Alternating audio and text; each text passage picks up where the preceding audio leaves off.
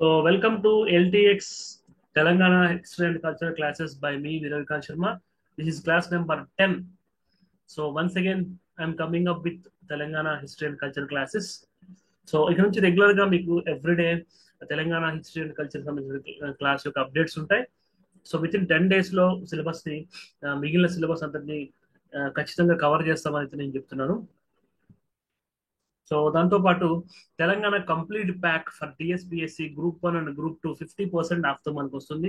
So ఇంతకు ముందు 10,000 రూపాయలకి వచ్చేటువంటి ప్రోడక్ట్ ఇప్పుడు 5,000 రూపాయలకి వస్తుంది. So Telangana economy, history, movement, geography, society and culture life time వ్యాలిటీతో వస్తుంది. సో మరిన్ని వివరాల కోసం 7893899553 ఈ ఫోన్ నెంబర్ కి ఫోన్ కానీ వాట్సాప్ కానీ చేయండి. www.ldxclasses.com ని విజిట్ చేయండి. సో దీంతో పాటు ఇంకొక 2 ముఖ్యమైన కోర్సులు టిఎస్పిఎస్సి అభ్యర్థుల కోసం. So last 41 days crucial days of preparation for TSPSC group 1 ఉంది కాబట్టి సో ఇప్పుడే కాదు, అప్కమింగ్ గ్రూప్ 1 నోటిఫికేషన్ అన్నిటికీ లైఫ్ టైం వ్యాలిడిటీ తోటి 25,000 రూపాయలతో లేటెస్ట్ సిలబస్. సో ఇప్పుడు వచ్చినటువంటి 2024 లో వచ్చినటువంటి టిఎస్పిఎస్సి ఫిబ్రవరి 19th రిలీజ్ అయినటువంటి గ్రూప్ 1 యొక్క సిలబస్ ఉంది. దాంతో లైఫ్ టైం వ్యాలిడీతో live plus recorded classes. So same phone number and LDX website. So group 2 అయితే మీకు 9,999 రూపీస్, దాదాపు 10,000 కంటే తక్కువ ప్రైస్ తోటే లైఫ్ టైం వ్యాలిడీ తోటి మనకి same product same course group 2 దొరుకుతుంది. సో ఈ 3 కోర్సెస్ ని నా యొక్క అప్పీల్ గా కన్సిడర్ చేయండి. So coming to classes, cultural condition Satavahana spirit. So Satavahana spirit లో ఇది లాస్ట్ క్లాస్. సో ఈ రోజు క్లాస్ తో శాతవాహనస్ అయిపోతుంది. సో మనం శాతవాహనస్ యొక్క అడ్మినిస్ట్రేషన్ చూసాము, economic conditions, religious conditions, so pre history చూసాము, శాతవాహన కింగ్స్ యొక్క క్రోనలాజికల్ ఆర్డర్ చూసాము, వాళ్ళ కాంట్రిబ్యూషన్ టువర్డ్స్ తెలంగాణ కల్చర్ చూసాము with what we call proofs as well as contemporary research papers తో పాటు కరెంట్ అఫైర్స్ పోర్షన్ కూడా చూసాము. So Telangana history and culture లో Satavahanas very very important topic. ఆ ఇంపార్టెంట్ టాపిక్ లో last class and very very important because ఈ class లో మనం ప్యూర్ కల్చర్ అయితే చూస్తాము. సో గ్రూప్ 2 పాయింట్ ఆఫ్ వ్యూలో కల్చర్ కోసం, ఎస్పెషల్లీ కల్చర్ కోసం చూస్తున్న వాళ్ళకి ఈ class very very important. So literary development చూస్తే Aryanization brought a change in the Deccan region in this field. శాతవాహనులు ఎవరైతే ఉన్నారో వాళ్ళు మన దక్కన్ ప్రాంతంలోకి ఆర్యనైజేషన్, ఆర్యీకరణ అంటే ఈ దక్కన్ ప్రాంత సంస్కృతిని, సో కొంచెం ద్రవిడ ప్రాధాన్యత లేదా ప్రాముఖ్యత, దాని యొక్క ఇంపాక్ట్ ఉన్నటువంటి డెక్కన్ ఏరియాలో ఆర్యనైజేషన్, ఆర్యీకరణ అనేటువంటి జరిగింది. మన కల్చర్ అంటే మన కల్చర్ లో ఆర్యన్ ఎలిమెంట్స్, ఆర్యులకు సంబంధించినటువంటి కల్చరల్ హ్యాబిట్స్ ఏవైతే అవి ఉన్నాయో అవేంటి అనేటువంటివి అప్కమింగ్ స్లైడ్స్ లో మనం చూస్తుంటాము. During Satavahanas period Prakrit and Sanskrit languages are prevalent. So ప్రాకృతితో పాటు సంస్కృతం కూడా మనం ఈ యొక్క శాతవాహన కాలం ఉండడం చూసాము. సో సంస్కృత యొక్క ప్రాధాన్యత పెరగడం ని బట్టి మన సంస్కృతి, తెలంగాణ సంస్కృతి ఆర్యీకరణము లేదా ఆర్యనైజేషన్ అయిందని చెప్పి మనం చెప్పుకోవచ్చు. In early period almost all documents recorded in Prakrit. So శాతవాహనకి ఎర్లీ పీరియడ్ లో అన్ని డాక్యుమెంట్స్, దాదాపు 90% డాక్యుమెంట్స్, రాజులకు సంబంధించినటువంటి ఇన్స్క్రిప్షన్స్ అవ్వచ్చు, వాళ్ళ యొక్క పామ్ లీవ్స్ మీద రాసినటువంటి ఇవ్వచ్చు. సో అఫీషియల్ కమ్యూనికేషన్ అంతా కూడా ప్రాకృతిలో. సో రాజ్యానికి సంబంధించినటువంటి దస్త్రాలు, డాక్యుమెంట్స్ అన్ని కూడా ప్రాకృతిలో ఉన్నాయి. బట్ లేటర్ శాతవాహనస్కి వచ్చేసరికి ఆర్యనైజేషన్ ప్రభావం ఎక్కువైంది, సంస్కృత భాష యొక్క ప్రాముఖ్యత కూడా పెరిగింది. The glory of Sanskrit in Satavahana period అనేటువంటిది ఒక అప్కమింగ్ స్లైడ్ లో మీరు చూస్తారు. సో మనం కల్చరల్ కాంట్రిబ్యూషన్ ఆఫ్ శాతవాహన చూసుకున్నప్పుడు, సో గుణాఢ్యుడు, so writers point of view చూసుకున్నప్పుడు గుణాఢ్యుడు వచ్చాడు. గుణాఢ్య రోడ్ బృహత్ కథ. సో బృహత్ కథ గురించి ప్రీవియస్ క్లాసెస్ లో కూడా చాలా సార్లు మనం డిస్కస్ చేసుకున్నాము. ఈ గుణాఢ్యుడు ఈయన యొక్క ఆరిజిన్ ఎక్కడంటే ప్రస్తుతం ఉన్నటువంటి మెదక్ జిల్లా, మన తెలంగాణలో ఉన్నటువంటి మెదక్ జిల్లా గుణాఢ్యుడుకు origin. So group 2 point of వ్యూలో గుణాఢ్యుడు రాసిన పుస్తకం పేరు ఏంటంటే బృహత్ కథ. దాని యొక్క నేటివ్ ప్లేస్ ఏంటంటే Medak district of Telangana state. So Paishachi Prakrit. So శాతవాహనుల యొక్క స్టార్టింగ్ టైంలో ప్రాకృతం యొక్క ప్రభావం ఉందని నేను చెప్పాను. సో ప్రాకృతంలో కూడా తెలుగుకి కూడా తెరకి కూడా రాయలసీమ మాండలికం, ఆంధ్ర మాండలికం, కోస్తా మాండలికం, తెలంగాణ మాండలికం ఉన్నట్టు సో ప్రాకృతానికి కూడా కొన్ని వేరియంట్స్ అయితే ఉన్నాయి. అందులో పైశాచి ప్రాకృతం అనేటువంటిది ఒక మనం ప్రాకృతంలో ఒక సబ్సెక్ట్ గా మనం చూసుకోవచ్చు. సో లోకల్స్ మాట్లాడేటువంటి పైశాచి ప్రాకృతం. సో ప్రాకృతంలో కూడా పండితులు మాట్లాడేటువంటిది లేదా రాజులు మాట్లాడేటువంటిది, లోకల్స్ మాట్లాడేటువంటి భాష ఉంటుంది. సో స్వచ్ఛ దేశీయమైన భాష అయినటువంటి పైశాచి ప్రాకృతంలో గుణాఢ్యుడు బృహత్ కథ రాశారు. So it deals about heroic activities of the so Naravahana Datta. So Naravahana Datta అనేటువంటి ఒక రాజవంశీకుడు, ఒక రాకుమారుడు గురించినటువంటి హీరోయిక్ యాక్టివిటీస్. సో తన యొక్క కథానాయకుడు ఈ నరవాహన దత్త అనేటువంటి వ్యక్తి యొక్క అతని కథానాయకుడు చేసి గుణాఢ్యుడు. సో ఇక్కడ మనం చూసినటువంటి గుణాఢ్యుడు యొక్క బృహత్ కథను రాశాడు. Original work is lost. So అతను మనం పిక్చర్ లో చూసినట్లు ఈ తాళపత్రాల మీద రాసినటువంటి ఒరిజినల్ వర్క్ అయితే లాస్ అయింది. బట్ దాన్ని ఒక ఆసు సాంప్రదాయంలో సో మాటల రూపంలో సో ఒక తరం నుంచి తరంకి సో తరం తరం నిరంతరం లాగా గురువు నుంచి శిష్యుడికి, శిష్యుడి శిష్యుడికి ఒక మాట ద్వారా, ఓరల్ ట్రెడిషన్ ద్వారా అయితే మళ్ళీ తిరిగి చెప్పబడ్డది. దాన్ని కథ సరిత సంగ్రహ. సో కథ సరిత సంగ్రహ అనేటువంటి పుస్తకంలో ఇది ఈ గుణాఢ్యుడి యొక్క బృహత్ కథనే మళ్ళీ రీటోల్డ్ తిరిగి ఎందులో చెప్పబడదంటే కథా సరిత కథ కథా సరిత్ సాగర. సో కథా సరిత్ సాగర అనేటువంటి పుస్తకంలో చెప్పబడింది. సో ఈ బృహత్ కథలో ఎవరి గురించి చెప్పబడింది అంటే నరవాహన దత్త గురించి చెప్పగలిగింది. సో గుణాఢ్యుడు. సో నేను పిక్చరల్ రిప్రజెంటేషన్ ఎందుకు పెట్టాను అంటే పిక్చర్ చూసుకున్నప్పుడు మనకు ఎక్కువ గుర్తుంటుంది. మనం గ్రూప్ 2 పాయింట్ ఆఫ్ వ్యూలో గుర్తుపెట్టుకోవాల్సినవి ఏంటంటే గుణాఢ్యుడు రాసింది బృహత్ కథ. గుణాఢ్యుడు యొక్క ప్రాపర్ మెదక్, తెలంగాణ రాష్ట్రంలోని మెదక్ జిల్లా. సో ఉమ్మడి మెదక్ జిల్లా ఇప్పుడు ఉన్నటువంటిది. ఇది రాసినటువంటి లాంగ్వేజ్ పైశాచి ప్రాకృత లాంగ్వేజ్. సో ప్రాకృతంలో ఉన్నటువంటి పైశాచి ప్రాకృతం దాని స్పెషాలిటీ ఏంటంటే లోకల్ పీపుల్ ఎవరైతే మాట్లాడతారో అటువంటి పైశాచి ప్రాకృత భాష రాసినటువంటిది. సో నరవాహన దత్త యొక్క హీరోయిక్ యాక్టివ్స్, ఒక రాకుమారుడు అయినటువంటి నరవాహన దత్త యొక్క హీరోయిక్ యాక్టివిటీస్, అతని యొక్క కథానాయకుడికి సంబంధించిన విషయాల్ని ఈ యొక్క గుణాఢ్యుడి బృహత్ కథలో ఉంది. సో ఈ గుణాఢ్యుడి బృహత్ కథనే తిరిగి ఎలా చెప్తున్నారు అంటే కథా సరిత సంగ్రహ అనేటువంటి పుస్తకంలో. సో ఈ స్టోరీనే కథా సరిత సంగ్రహంలో రీటోల్డ్ అంటే స్లైట్ మోడిఫికేషన్స్ తో. ఓరల్ ట్రెడిషన్ అని ఎప్పుడైనా కమ్యూనికేషన్ ఈ పాయింట్ నుంచి ఇంకో పాయింట్కి వెళ్ళినప్పుడు కొన్ని విషయాలు చేర్చడం, కొన్ని విషయాలు తీసేయడం, కొన్ని విషయాలు యాడ్ చేయడం జరుగుతూ ఉంటుంది. సో ఆబ్వియస్ గా ఈ కథా సరిత సంగ్రహంలో ఒరిజినల్ గుణాఢ్యుడి బృహత్ కథ కంటే కొంచెం different variant of the story అయితే ఉంటుంది. బట్ దీని యొక్క మూలంకి వెళ్తే మాత్రం మనం గుణాఢ్యుడి యొక్క బృహత్ కథగానే చెప్పుకోవాలి. సో హాలుడి గాథా సప్తశతి గురించి ప్రతి క్లాస్ లో మనం చెప్పుకుంటూనే ఉన్నాం. ఫస్ట్ క్లాస్ నుంచి వెరీ వెరీ ఇంపార్టెంట్. సో హాలుడు రాసినటువంటి ఈ హాలుడు మనకి రాజుగా కూడా కనపడతాడు. రాజుగా ఉంటూనే కళా పోషకుడు, స్వయంగా కళాకారుడు, రచయిత కూడా హాలుడు. So in Prakrita language. So ఇది కూడా ప్రాకృత లాంగ్వేజ్ లో రాయబడ్డది.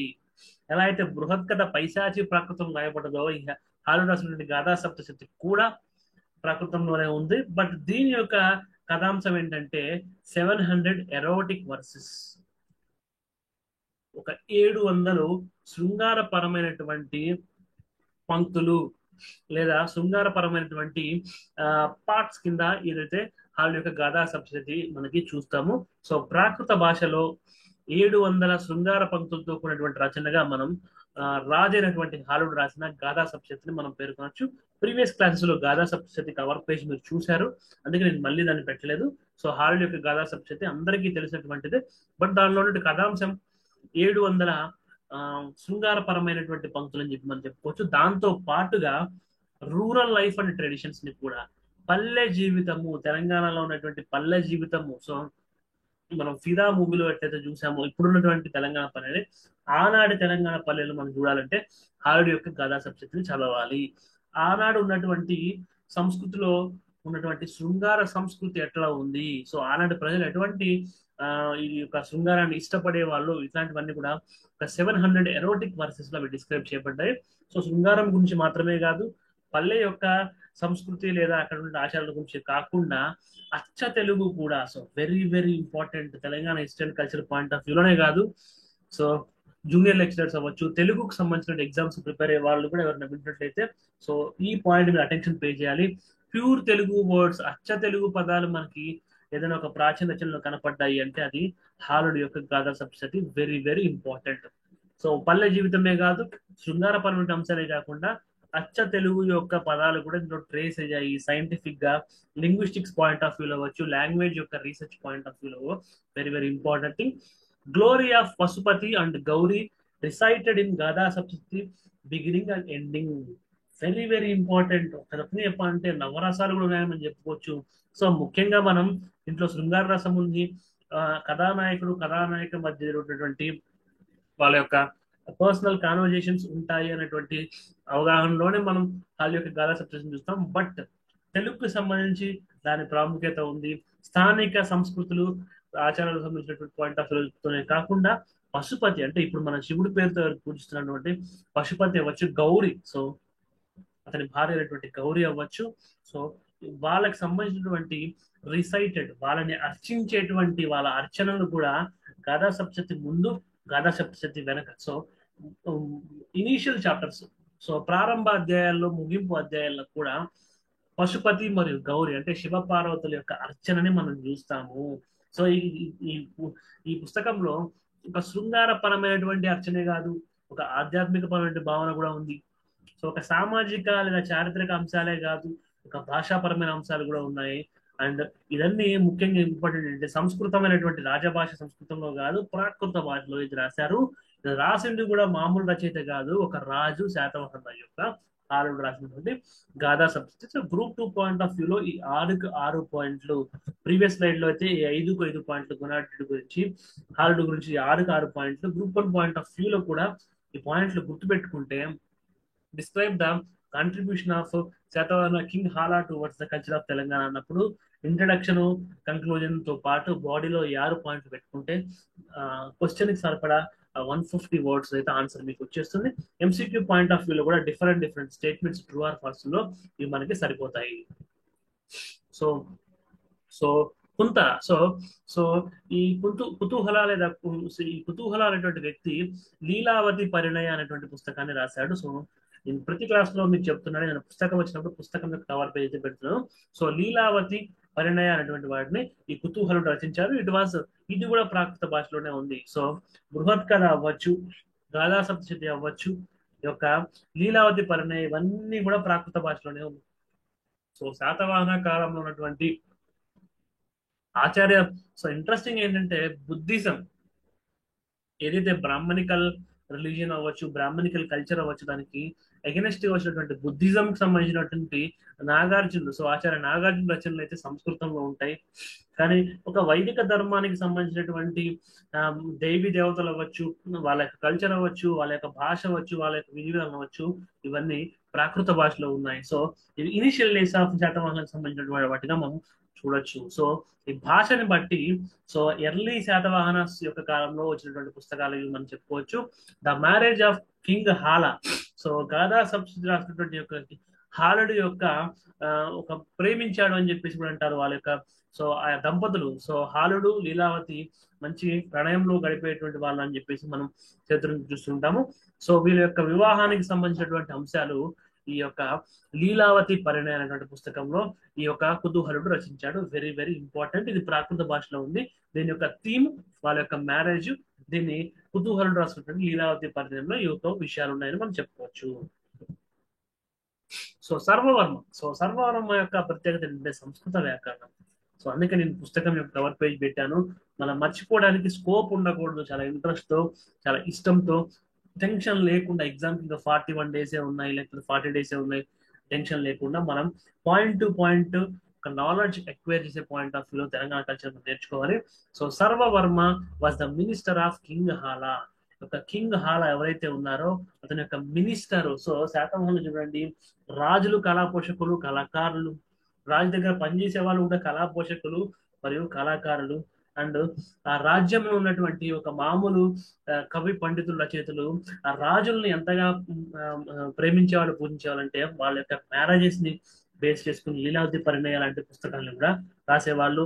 రాజులు శృంగారపరమైన అంశాలు లేక స్థానిక పరిస్థితులు, స్థానిక భాష గురించే కాకుండా భగవంతుని కూడా వాళ్ళ యొక్క రచనలు అర్పించేవాళ్ళు. సో ప్రజలకి కవి పండితుల మీద భక్తి, కవి పండితులకి రాజు మీద భక్తి, రాజుకి రాజ్యం మీద, దేశం మీద, దైవం మీద, ధర్మం మీద భక్తి, ఇవన్నీ అంశాలని కూడా మనం శాతవాహన కాలంలో ఒక కళలకు సంబంధించిన పాయింట్ ఆఫ్ వ్యూలో ఒక మ్యూచువల్ రెస్పెక్ట్ అనేటువంటిది ఆల్ సెక్షన్స్ ఆఫ్ సొసైటీలో మనం చూడొచ్చు. సో ఇలా ఒక గ్రూప్ 1 ఆస్పిరెంట్ ఇంటర్ప్రిటేషన్స్ అయితే చేసుకుంటూ పోతా ఉండాలి. సో సర్వవర్మ సంస్కృత వ్యాకరణం మీద ఒక పుస్తకం రాశాడు. దాన్ని ఆ, కాతంత్ర అని చెప్పేసి అంటాం. సో కాతంత్ర వ్యాకరణము.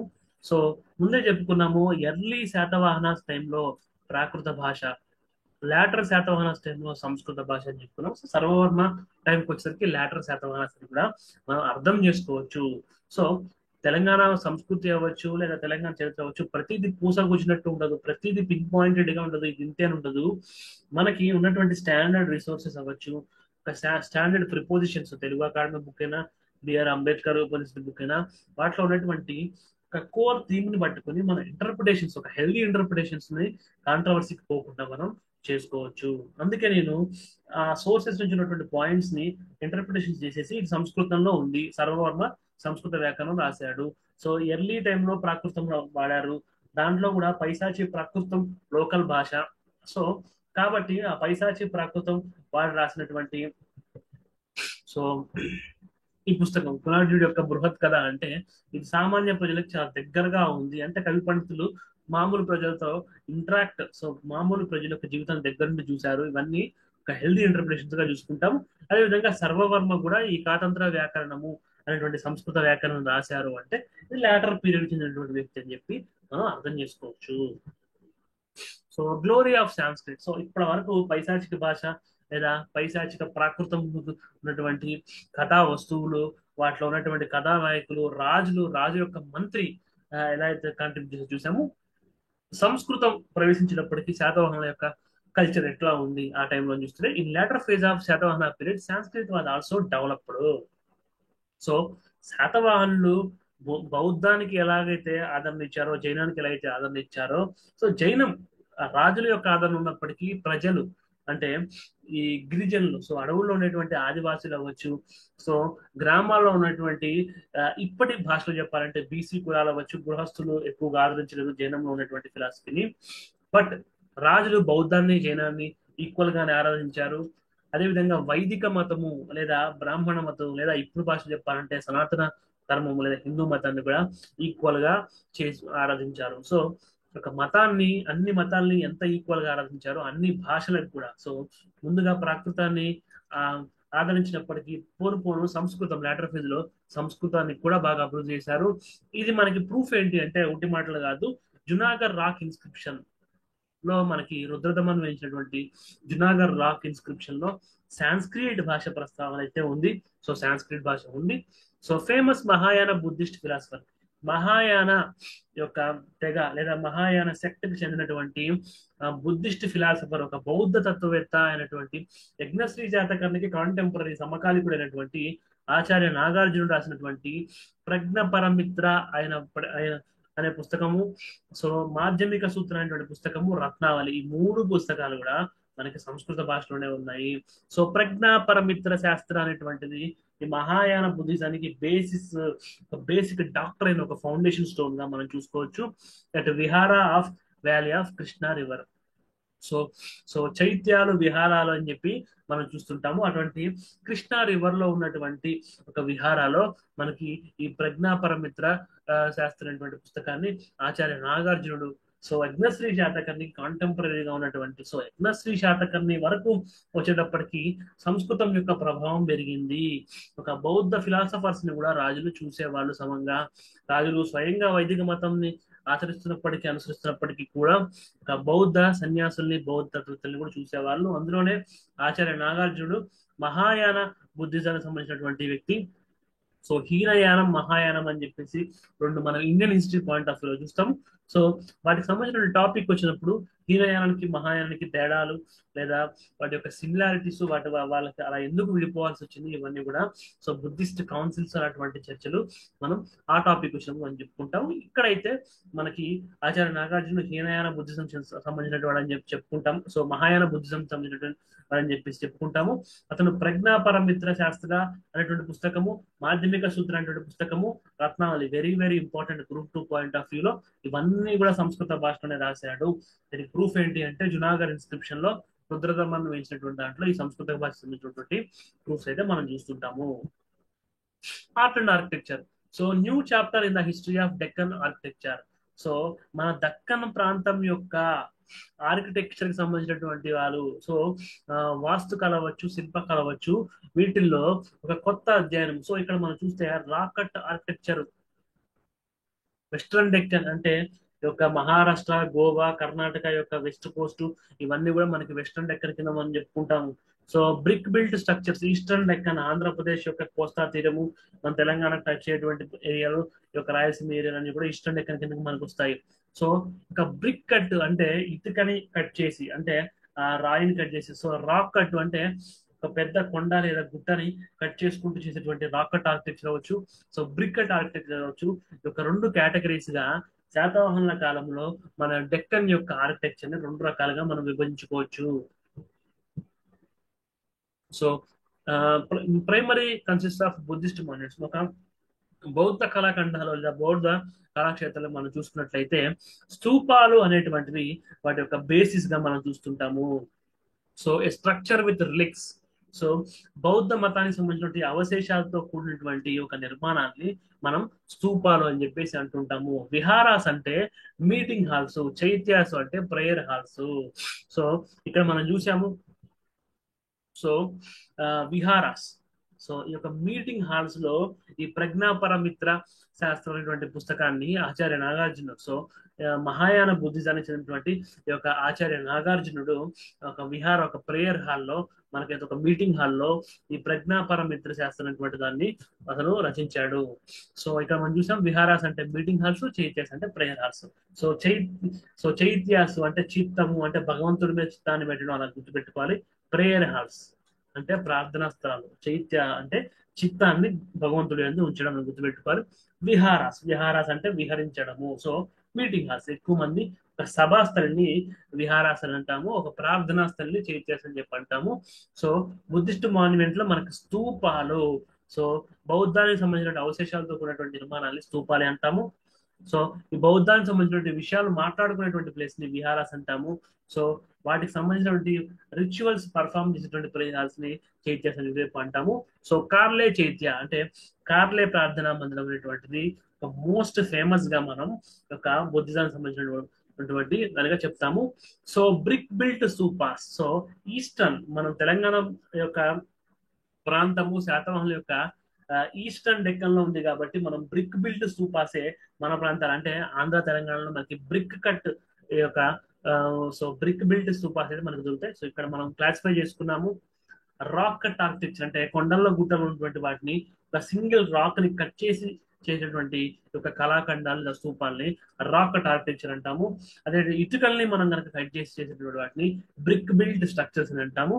మనం ఈస్టర్న్ డెక్కన్ లో ఉన్నాం కాబట్టి మనకి మన దగ్గర ఉన్నటువంటి బుద్ధిస్ట్ సైట్స్ అన్ని కూడా బ్రిక్ బిల్ట్ స్ట్రక్చర్స్ గానే మనకి కనిపిస్తాయి.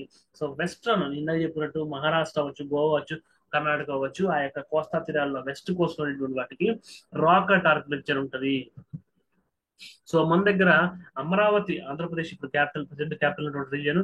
సో ఫణిగిరి నల్గొండ జిల్లా, ఫణిగిరి, నేలకొండపల్లి ఖమ్మం జిల్లా. సో కోటిలింగాల, ధూళికట్ట, పెదబంకూరు, ప్రతి క్లాస్ లో నేను రిక్వెస్ట్ చేసే పేర్లే. కోటిలింగాల, ధూళికట్ట, పెదబంకూరు, అండ్ కదంబపూర్, ఇవన్నీ ఎక్కడ ఉన్నాయి? కరీంనగర్ జిల్లా, మా అందరికి నోట్లో ఉన్నటువంటి జిల్లా. సో ప్రతి రెండు విలేజెస్ లో, ఒక విలేజ్ లో బౌద్ధానికి సంబంధించిన అవశేషాలు, శాతవాహనకు సంబంధించిన అవశేషాలు, తెలంగాణ కల్చర్ సంబంధించిన అవశేషాలు దొరికిన ప్రాంతం ఏదంటే అది కరీంనగర్ జిల్లా మాత్రమే. అండ్ కొండాపూర్, ప్రస్తుతం ఉన్నటువంటి మెదక్ దగ్గరలో కొండాపూర్. సో సో మనం బృహత్ కథ చూసాము. సో దానికి సంబంధించిన దాంట్లో కూడా మెదక్ జిల్లా వాసిగానే మనం చూసాము ఆ యొక్క రచయితని. సో నాగార్జున కొండ.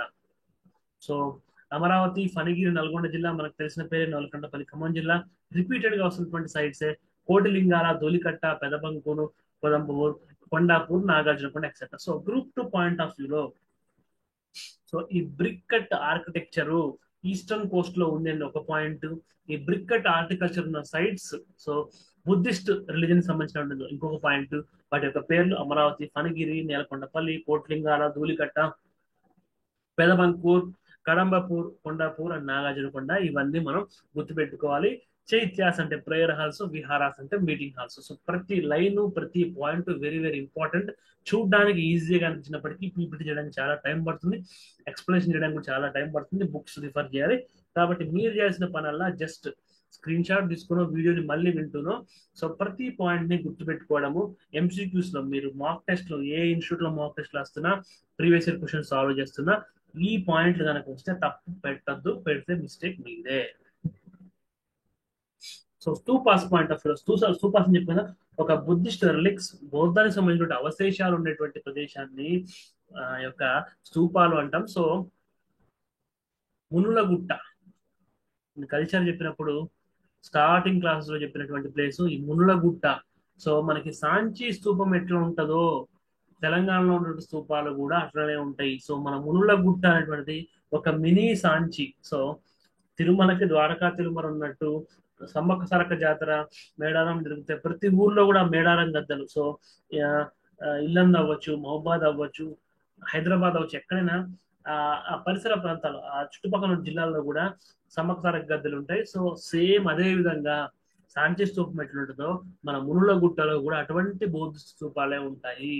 మనం ఈస్టర్న్ డెక్కన్ యొక్క brick, so brick cut architecture లో భాగంగా సాంచి స్తూపాన్ని పూలినటువంటిది మన లోకల్ వర్షన్స్ అయితే మనం చూస్తూ ఉంటాం. ఇది మునుల గుట్టని తీసుకున్నటువంటి photo. The Buddhist stupa at Amaravati largest in South India. So అమరావతిలో ఉన్నటువంటి బుద్ధిస్ట్ స్తూపము మన సౌత్ ఇండియాలో లార్జెస్ట్ అని కూడా మనం చెప్పుకోవచ్చు. Very very important group 2 point of వ్యూలో. సో మార్బుల్, సో మన దగ్గర అయితే మార్బుల్ ని యూజ్ చేస్తున్నారు ఈ కన్స్ట్రక్షన్ కి. Sculptures of the స్తూపాస్ represent Buddha plus human figures. So యొక్క స్కల్ప్చర్స్ అవ్వచ్చు, సో యొక్క స్తూపాలకి మనకి ఆనుకున్నటువంటి ఆ ప్రదేశాల్లో ఉన్నటువంటి స్కల్ప్చర్స్, శిల్పాలు ఏవైతే ఉన్నాయో అది బుద్ధుడు మరియు మనుషుల జీవితానికి సంబంధించినటువంటి బొమ్మలు ఉన్నాయి. సో ఈ యొక్క స్తూపాస్ దగ్గర ఓన్లీ బుద్ధుడికి సంబంధించిన స్కల్ప్చర్స్ ఏ ఉన్నాయా అంటే రాంగ్ అవుతుంది. బుద్ధుడితో పాటు మనుషుల జీవితాల యొక్క సంబంధించినటువంటి ఫిగర్స్ కూడా ఉన్నాయి. అది పాయింట్ గుర్తుపెట్టుకోవాలి. Amaravati was named as one of the school of Indian art. So శాతవాహనుల టైంలో కల్చర్ ఎంత డెవలప్ అయింది అంటే ఈ బుద్ధిస్ట్ ఆర్కిటెక్చర్ కి మన ఎంకరేజ్మెంట్ ఇవ్వడమే కాకుండా ఇండియన్ స్కూల్ ఆఫ్ ఆర్ట్ లో, సో భారతీయ యొక్క కళలకు సంబంధించినటువంటి దాంట్లో ఒక స్కూల్ ఆఫ్ ఆర్ట్ గా అమరావతి అనేటువంటిది ఆ స్థానాన్ని పొందింది. సో అంతలా ఆ టైంలో ఆర్ట్ అండ్ కల్చర్ నౌరిష్ అయింది. సో అంతగా ఆర్ట్ అండ్ కల్చర్ వృద్ధి చెందిందని చెప్పి కూడా మనం చెప్పుకోవచ్చు. Specimens to study art and life of the Satavahana period.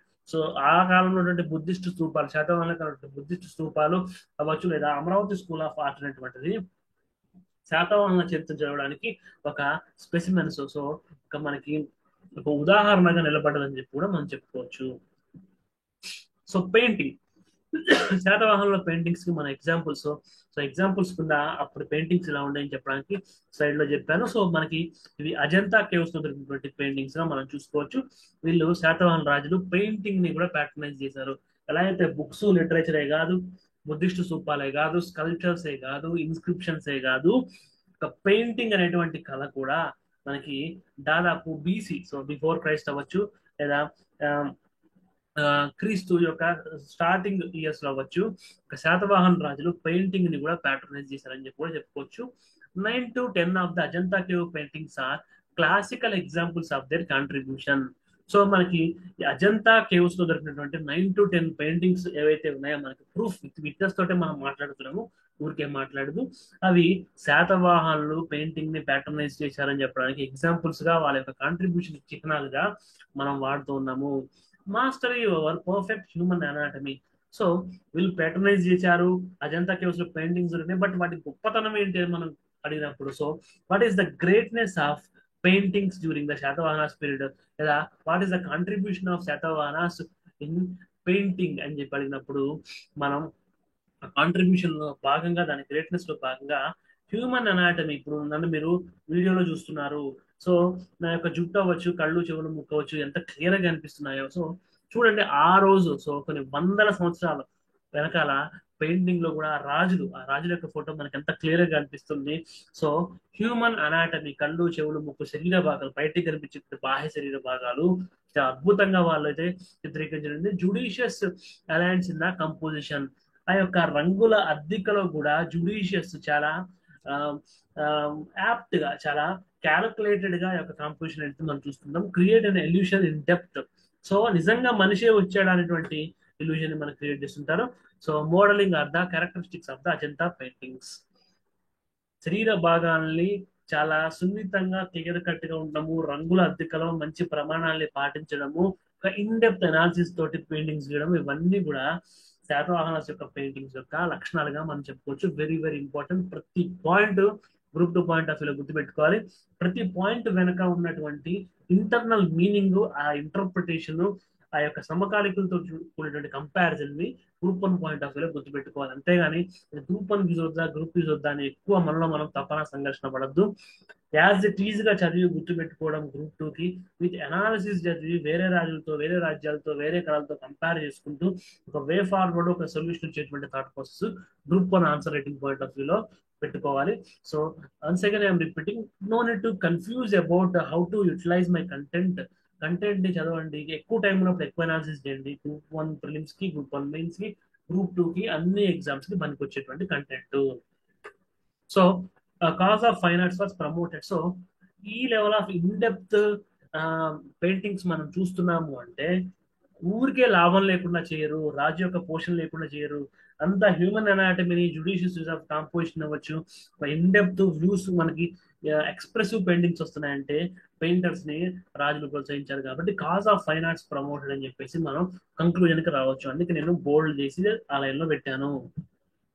So religious developments, మతం విషయం చూస్తే policy of religious tolerance. So social issues ని చూసినప్పుడు మనం ప్రీవియస్ క్లాస్ చెప్పుకున్నాం, సోషల్ హార్మనీ ఉంది, ఇంటర్ కాస్ట్ మ్యారేజెస్ అనేటువంటివి ఎంకరేజ్ ఎగ్జిస్టెన్స్ లో ఉన్నాయి. ఇంటర్ కాస్ట్ మ్యారేజ్ సర్వసాధారణము, స్త్రీలకి కొంతవరకు స్వేచ్ఛనివ్వబడ్డది అని చెప్పేసి సోషల్ గా కూడా ఒక హార్మోనీ చూసాము మన డక్కన్ కల్చర్. సో గంగా యమున తహజీబ్ యొక్క కల్చర్ కి ఇప్పుడు ఏదో మనం పొలిటికల్ గాను నిజాం టైంలో కాదు, అప్పటి నుంచే ఉందని చెప్పుకోవడం అని చెప్పుకోవచ్చు. రిలీజియస్ టాలరెన్స్ ఉంది. సో ప్రోగ్రెస్ ఆఫ్ బుద్ధిజము, బ్రాహ్మణిజం, జైనిజము. బ్రాహ్మణిజానికి క్వైట్ ఆపోజిట్ ఐడియాలజికల్ తో వచ్చినటువంటి బుద్ధిజము, జైనిజము ని కూడా ఆ రాజులు ప్రోత్సహించారు. ఈ మూడు మతాలు ఒకే చోట ఉన్నప్పటికీ రిలీజియస్ ఒక హార్మోనీ ఉంది. Schools and philosophers were respected across the religion. So scholars, పండితులైనటువంటి వాళ్ళు, ఫిలాసఫర్స్, తత్వవేత్తలైనటువంటి వాళ్ళు, అతను బ్రాహ్మణుడైనా, బుద్ధిస్ట్ అయినా, జైనిజం ఒక జైన తీర్థంకరుడైనా ఎవరైనా గుర్తుపెట్టారు. సో మన భద్రాచలం ఏరియాస్ నుంచి ఆంధ్ర బోర్డర్స్ లో కూడా ఒక జైన తీర్థంకరుడు వెళ్ళి ప్రచారం చేసుకోవడం ఉంటుంది. అప్కమింగ్ స్లైడ్స్ లో మనం చూస్తుంటాము. సో నాగార్జునుడు మనం దాన్ని చూసాము, మహాయాన బుద్ధిజం సంబంధించినటువంటి యొక్క పుస్తకాలు రాశారు, రాజు యొక్క ప్యాటర్నైజేషన్ అయితే పొందారు. బ్రాహ్మణికన్ రిలీజియన్, హిందూ రిలీజియన్, సనాతన ధర్మం బేసిక్ గా రాజ్యంలో ఉన్నటువంటి మతం, అది కూడా ఆదరణకు గురైంది. కాబట్టి సంస్కృతంలో సంస్కృత వ్యాకరణ లాంటివి రాజుల యొక్క మంత్రులు కూడా రాయగలిగారు. కాబట్టి ఇంత ఇన్డెప్త్ గా ప్రతి మ్యాటర్ ని మీరు సింక్రనైజ్ చేసుకోవాలి, ఇంటర్ప్రిట్ చేసుకోవాలి, అర్థం చేసుకోవాలి ఇష్టపడితే Telangana history and culture very very easy subject for you. Early Satavahanas, Vedic religion. శాతవాహనుల యొక్క ఎర్లీ రాజులు, అదే చెప్పారు ఇంట్రెస్టింగ్ గా, ఎర్లీ శాతవాహనాస్ వేదిక్ రిలీజన్ ఉంది, but later Satavahanas Sanskrit language ఒక ఇంప్రూవ్మెంట్ ఉంది. ఆ ఎర్లీ శాతవాహనాస్ టైంలో ప్రాకృతం భాష, ఇంకా ప్రజల్లో చెప్పాలంటే పైశాచి ప్రాకృతం భాష ఉంది. సో లేటర్ శాతవాహన టైంలో సంస్కృత భాష ఉంది. బట్ బుద్ధిజం, జైనిజం లేటర్ టైంలో కూడా రావడం అయితే మనం చూస్తుంటాము. సో రిలీజియన్ కి, భాషకి ఈ విధంగా ఒక వైవిధ్యతలు అయితే మనం చూస్తుంటాము. వేదిక్ సాక్రిఫైజెస్, సో బలులు ఇవ్వడం అవ్వచ్చు, దానాలు. So pleasing Brahmins by rich gift. ఎలాంటి గిఫ్ట్లు అంటే విలేజ్లు, పల్లెటూళ్ళను దానం ఇచ్చేవాళ్ళు, క్యాటిల్, పశుపక్షాలను దానం ఇచ్చేవాళ్ళు, అంటే ముఖ్యంగా గోవుల్ని. క్యాటిల్ అంటే మనం గోదానం అని చెప్పుకోవచ్చు. అన్ని దానాల కంటే గోదానం అతి అమూల్యమైనది. ఇప్పటికి కూడా మనం గోల్డ్, స్వర్ణదానం ఇచ్చేవాళ్ళం. వెజల్స్, బ్రాహ్మణుడికి ఇంట్లో పూజకు వచ్చిన బ్రాహ్మణుడికి వంట పాత్రలు ఇవ్వడము, ఆ పూజకు పిలిచిన సామాన్లు ఇవ్వడం, ఇటు ఇప్పటికీ మనం చూస్తుంటాం. సో కర్షపానాస్ అంటే వాల్యుబుల్ కాయిన్స్. సో ప్రతి ఇంట్లో ఒక మంచి బంగారు నాణాలు, వెండి నాణాలు ఉంచుకోవడం. జస్ట్ ఒక 10-20 ఇయర్స్ క్రితం కూడా మనం చూస్తుంటాం, దివాళీ వచ్చినప్పుడు చూస్తుంటాము. సో అలాంటి కర్షపానాస్ అంటే విలువైనటువంటి కాయిన్స్ బ్రాహ్మడికి ఇవ్వడం. As per the Nanaghat inscription. So ఊరికే మనం చెప్పట్లేదు. సో అక్కడ రుద్రదమన్ యొక్క జునాగఢ్ ఇన్స్క్రిప్షన్ ప్రకారం సంస్కృత భాషను ప్రోత్సహించారని చెప్పాము. ఈ నానాగఢ్ ఇన్స్క్రిప్షన్ ప్రకారం వైదిక మతాన్ని, బ్రాహ్మణ మతాన్ని, బ్రాహ్మణులకి గిఫ్ట్లు ఇవ్వడము, పొలాలు ఇవ్వడము, ఇల్లు ఇవ్వడము, పశుపక్షాదులు ఇవ్వడము, బంగారం ఇవ్వడము, విలువైన నాణాలు ఇవ్వడం, ఇవన్నీ కూడా నాణయఘాట్ ఇన్స్క్రిప్షన్ మనకి చెప్తా ఉంటుంది. సో ఈ నాణయఘాట్ ఇన్స్క్రిప్షన్ ఎవరు వేశారని ప్రీవియస్ క్లాసెస్ లో చెప్పాను. ఒక రాజుకు సంబంధించినటువంటి భార్య, రాజు యొక్క తల్లి సమక్షంలో వేయడం అని చెప్పాము. సో దాని ఒకసారి గుర్తించుకునేటువంటి ప్రయత్నం చేయండి. నాణయఘాట్ ఇన్స్క్రిప్షన్ సంబంధించి చాలా క్లాసులో మనం డిస్కస్ చేసుకున్నాము. The Nasik epigraph refers to different Hindu gods and goddesses. So ఈ యొక్క నాసిక్ ఎపిగ్రాఫ్, నాసిక్ శాసనంలో అయితే హిందూ దేవీ దేవతలు, సో మనం చూసుకున్నాము గాథా సప్తశతిలో పశుపతికి సంబంధించి, గౌరీకి సంబంధించినటువంటి యొక్క అర్చనలు అయితే ప్రథమ అధ్యాయాల్లో, చివరి అధ్యాయంలో ఉన్నాయని చెప్పి చూసుకున్నాం. అదేవిధంగా నాసిక్ ఎపిగ్రఫిక్ లో హిందూ గాడ్స్ అండ్ గాడెస్ సంబంధించినటువంటి విషయాలు డిస్కస్ చేయడం జరిగింది. Gautamiputra Satakarni adorned the title such as Agama Nilaya, Eka Brahmana, very very important. Initial Satavahanas అనేటువంటిలో మనకి Gautamiputra Satakarni very very important personality. Eka Brahmana ఆగమ నిలయ, సో ఆగమ శాస్త్రాలకి నిలయమైనటువంటి, అంటే అటువంటి శాస్త్రాల యొక్క పండితుల్ని, ఆ యొక్క శాస్త్రాలని కాపాడేటువంటి వాడు ఏక బ్రాహ్మణ, ఒకే బ్రాహ్మణుడు అని చెప్పేసి ఈ విధంగా నాసిక్ శాస్త్రంలో మనకి దేవుళ్ళకి సంబంధించినవి కాకుండా ఆ యొక్క రాజుని కూడా ఏక బ్రాహ్మణ ఆగమ నిలయ అని చెప్పేసి దాదాపు దేవుడితో ఈక్వల్ గా పోగొట్టడం అయితే మనం చూస్తుంటాము. ప్యాట్రనైజ్, ఇందాక చెప్పుకున్నట్లుగా ఇల్లు, పొలాలు, విలేజెస్, క్యాటిల్, బంగారు నాణ్యాలు, విలువైనటువంటి ఆభరణాలు, వంట పాత్రలు కూడా బ్రాహ్మణులకు ఇచ్చారు. బ్రాహ్మణులకు ఇవ్వడమే కాదు, వాటిని పోషించడం ఆగమనిలయ ఏక బ్రాహ్మణ అనేటువంటి బిరుదు కూడా బ్రాహ్మణుడు రాజుకి ఇచ్చారు. రాజు బ్రాహ్మణులకి రాజాశ్రయం ఇచ్చాడు, బ్రాహ్మణుడు రాజుకి బిరుదులు ఇచ్చాడు. సో వీళ్ళిద్దరూ కలిపి కూడా దేవీ దేవతల్ని యొక్క నాసిక్ ఇన్స్క్రిప్షన్ లో ఉండేలాగా చేశారని చెప్పి కూడా చెప్పొచ్చు. సో వైదిక మతం ఎంత బ్రహ్మాండంగా ఆ రోజుల్లో ఆదరించబడదో మనకి ఈ 3 పాయింట్స్ నుంచి మనం గమనించుకోవచ్చు. సో జైనిజము యొక్క ప్రభావం శాతవాహనుల కాలంలో ఎట్లా ఉండేదంటే, సో జైనిజము యొక్క తాకిడి, జైన మతం యొక్క తాకిడి ఉన్నప్పటికీ ఒక హెడ్వే, అది చొచ్చుకుపోయినట్టుగా అయితే లేదు తెలంగాణలో. సో దానికి కారణము ఉన్నటువంటి రాజులు కాదు. రాజులు బుద్ధిస్టులని, జైనిస్టులని, బ్రాహ్మణ మతాన్ని ముగ్గురిని ఈక్వల్ గా చూశారు. కానీ గృహపతిస్ అంటే గృహపతి అంటే గృహస్థులు, గృహ యజమానులు, సో అండ్ పెళ్లి చేసుకుని ఫ్యామిలీస్ ఉన్నటువంటి ఎవరైతే ఉంటారో ఆ గృహస్థులు జైన మతాన్ని చేరదీయలేదు. సో కమరాస్, సో ఇప్పుడున్నటువంటి బీసీ కులాలకు సంబంధించిన వాళ్ళు చేయలేదు.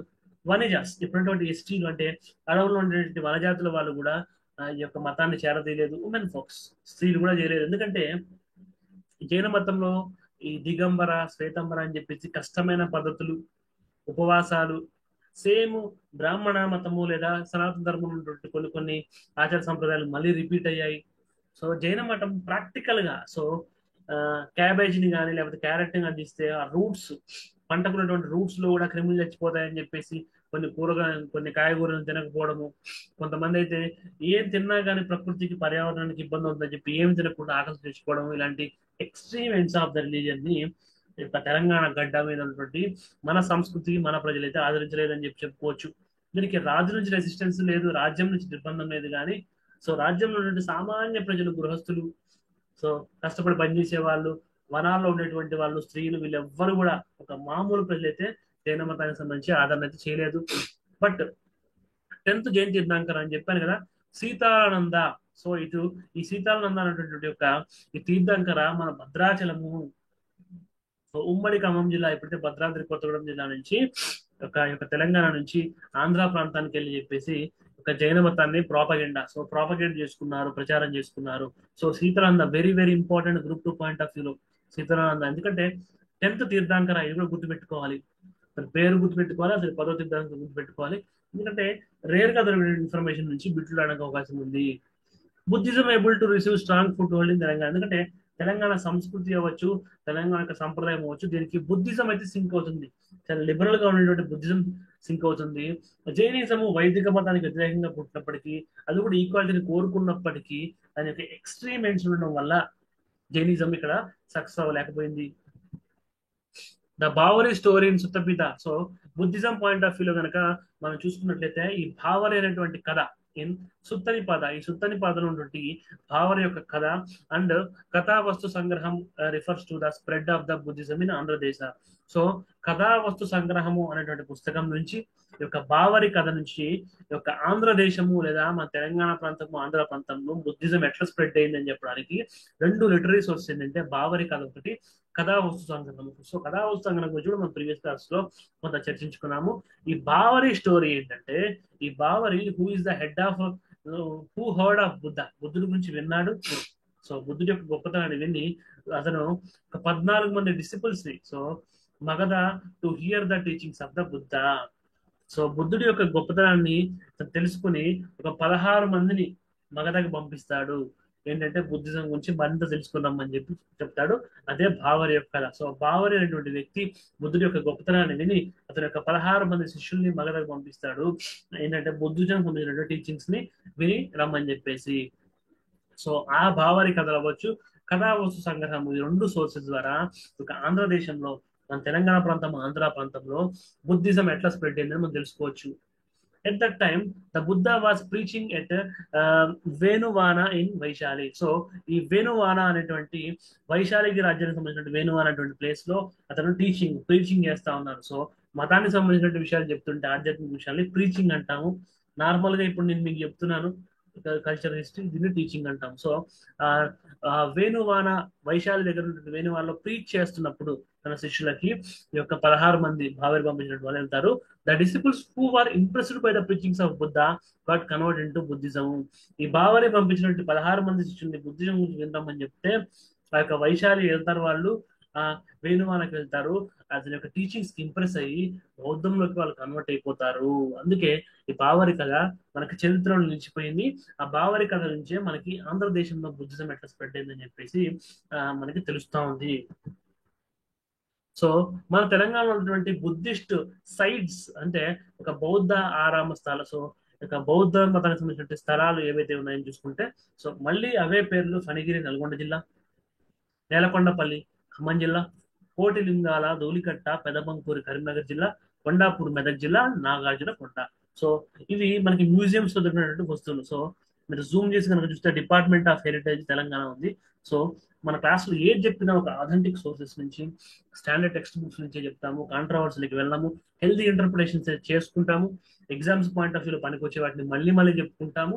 వాటిల్లోనే చాలా డీప్ గా వెళ్ళేటువంటి ప్రయత్నం చేస్తూ ఉంటాం. కానీ ఊరికే వేగ్ స్టేట్మెంట్ లేదా వేగ్ కంటెంట్ అయితే మనం అసలు చెప్పము. సో తెలంగాణ హెరిటేజ్ డిపార్ట్మెంట్ సంబంధించిన మ్యూజియంస్ లో దొరికినటువంటి ఆధారాన్ని బట్టి మన యొక్క బుద్ధిస్ట్ సెంటర్స్ ఫణిగిరి, నేలకొండపల్లి, కోటిలింగాల, పెదబంకూరు, కొండాపూర్ అని చెప్పి మనం చెప్పుకోవచ్చు. So thank you very much. If you have any doubts feel free to contact us. You can mail me. Have a nice day. Take care. చెప్పాను, తెలంగాణ కల్చర్ సిరీస్ ని వేగవంతంగా మనం అయితే ఫినిష్ చేస్తాము. దాదాపు నెక్స్ట్ 10-15 క్లాసెస్ లో ఒక సిలబస్ ని కంప్లీట్ చేయడానికి ప్రయత్నం చేస్తాము. ప్రిలిమ్స్ కి మనకి సమయం స్పేస్ ఉంచుకునేలాగా అయితే క్లాసెస్ ని ప్లాన్ చేస్తాము. Have a nice day. Take care.